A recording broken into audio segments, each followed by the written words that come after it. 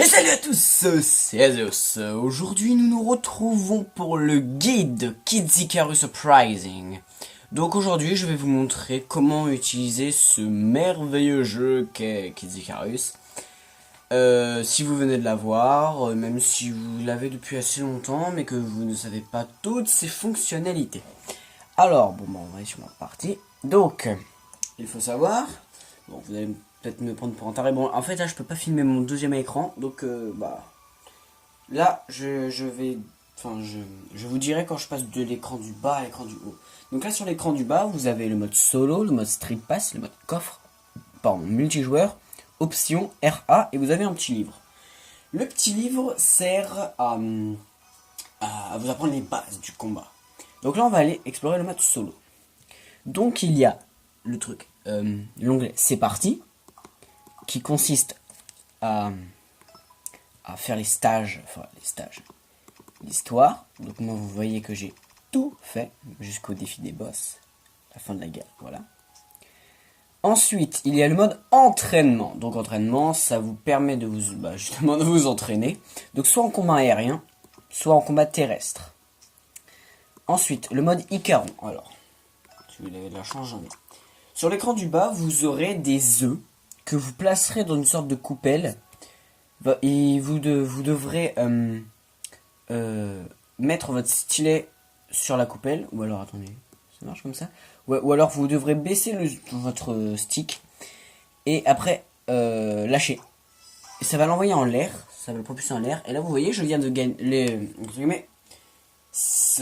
Les récompenses qu'on gagne, c'est... Ah bah putain, en plus celui-là je l'avais pas, c'est cool. Ce qu'on gagne, ce sont, je m'en fous, voilà, des Icarons. Donc là, je vais pas tous les faire. Hein. Ensuite, il y a l'onglet équipement. Donc équipement, bah voilà, moi vous voyez que j'ai équipé un arc Palutena. Et d'ailleurs, je vais en profiter pour vous présenter toutes les catégories d'armes. Donc il y a, excusez-moi. Attends. J'ai pas. Petit souci technique. Voilà, désolé. Donc il y a les lames, les griffes, les mains, les canons, les bras, les satellites, les massues, les arcs et les bâtons. Alors je vous laisserai comment dire, découvrir leurs fonctionnalités. Bon, je peux juste vous dire que l'arme que j'utilise le plus, c'est la lame simple. Donc attendez.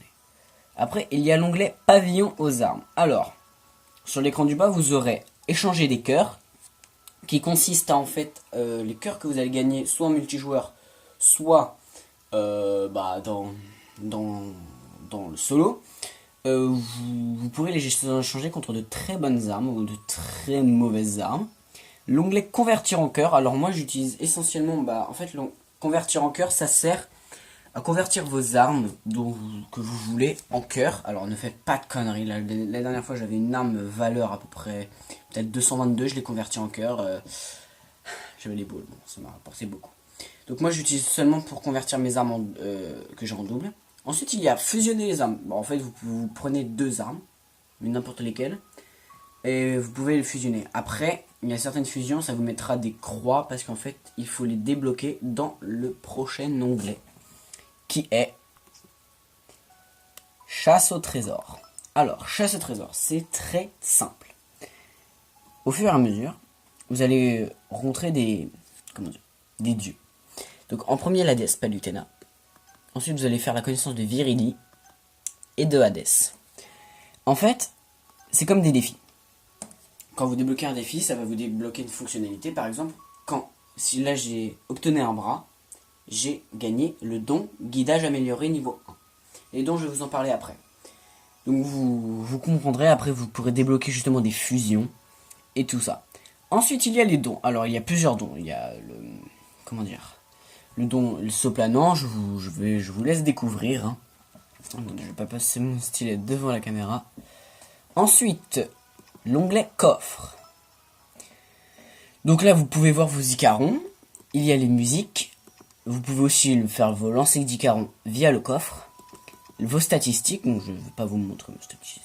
statistique, parce que c'est à moi. Les offrandes, alors, je vois pas trop à quoi ça sert. Pour moi, c'est peut-être pour gagner plus de cœur. Mais bon, moi, je préfère les blondes. Donc j'ai pris la déesse Virili. Et ensuite, le tableau du vent. Alors là, me demandez pas ce que c'est. Amasser des fragments de dons pour reconstituer un tableau.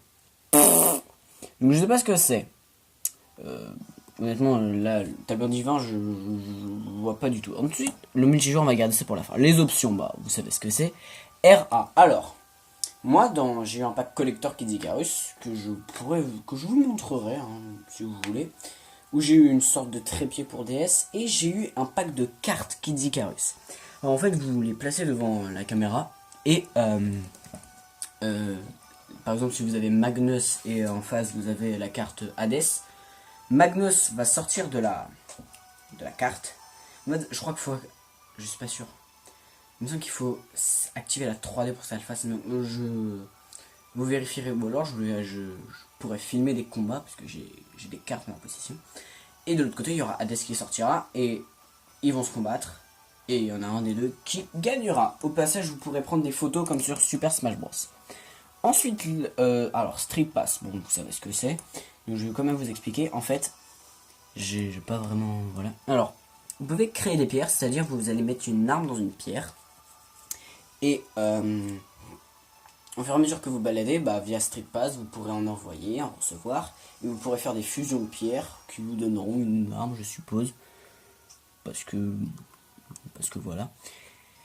Ensuite, le mode multijoueur. Bon, là pour le mode multijoueur, je vous ai dit à l'épisode précédent que dans Super Smash Bros, je crois, épisode 2, je vous ai dit que je vous montrerai mes statistiques. Désolé de pas parler assez fort, je suis un peu fatigué.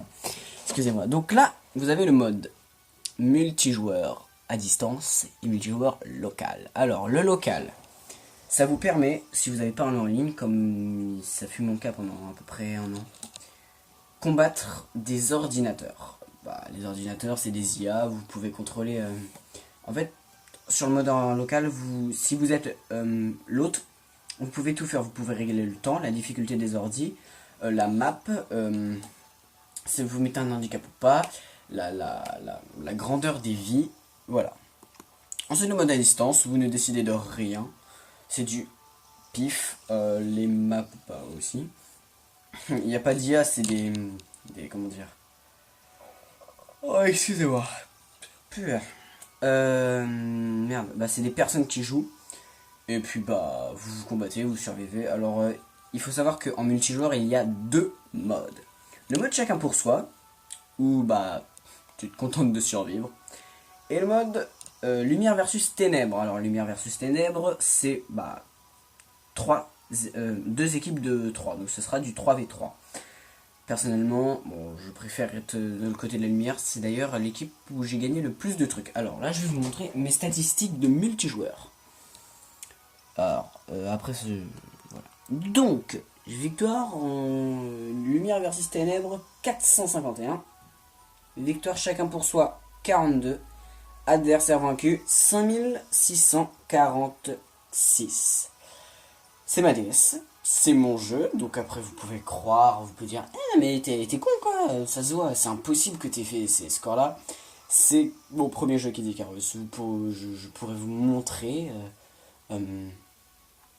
sur les statistiques de la DS et tout, là le journal je sais plus quoi là. C'est mon premier jeu. Non, je pense pas, non c'est pas le jeu que j'ai le plus utilisé, c'est MH3 que j'ai le plus utilisé.